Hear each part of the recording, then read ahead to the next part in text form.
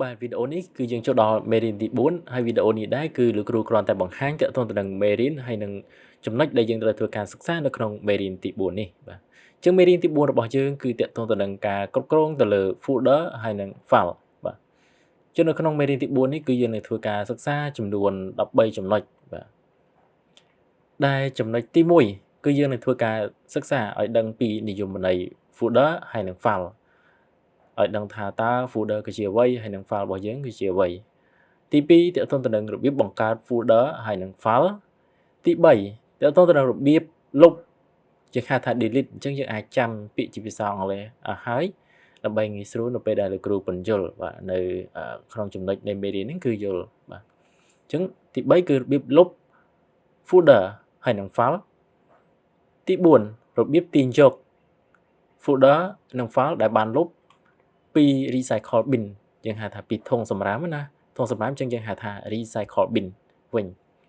ជាងនៅពេលដែលយើងធ្វើការលុបហើយយើងអាចធ្វើការទៅទាញយកវាវិញចេញពី recycle bin នេះទី5របៀបបដូរឈ្មោះយើងហៅថា rename បាទ folder ហើយនឹង file ទី6របៀបថតចម្លងបាទថតចម្លងយើងហៅថា copy folder ហើយនឹង file ទី7របៀបបំលាស់ទីយើងហៅថា cut បាទ cut folder ហើយនឹង file 8គឺ shortcut key សម្រាប់លុបដូរឈ្មោះថតចម្លងបំលាស់ទីនិងទម្លាក់ទិន្នន័យទី9របៀបប្រើប្រាស់មុខងារ sort ហើយនឹង group option ទី10របៀបប្រើប្រាស់នៅមុខងារ layout ហើយនឹង view option នៅក្នុងចំណុចទី10នេះដែរគឺយើងមានមួយចំណុចទៀតនៅក្នុងហ្នឹងដែលលោកគ្រូបានបន្ថែមទាក់ទងទៅនឹងចំណុច 10.1 របៀបលាក់និងបង្ហាញ folder ហើយនឹង file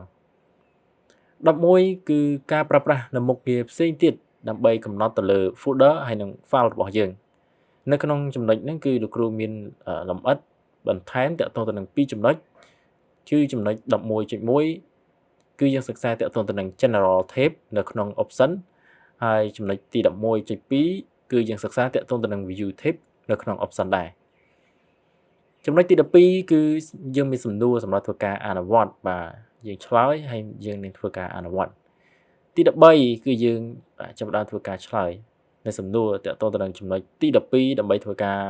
រំលឹកទាក់ទងទៅនឹងមេរៀនទី4ដែលយើងបានធ្វើការសិក្សាទាក់ទងទៅនឹង folder ហើយនឹង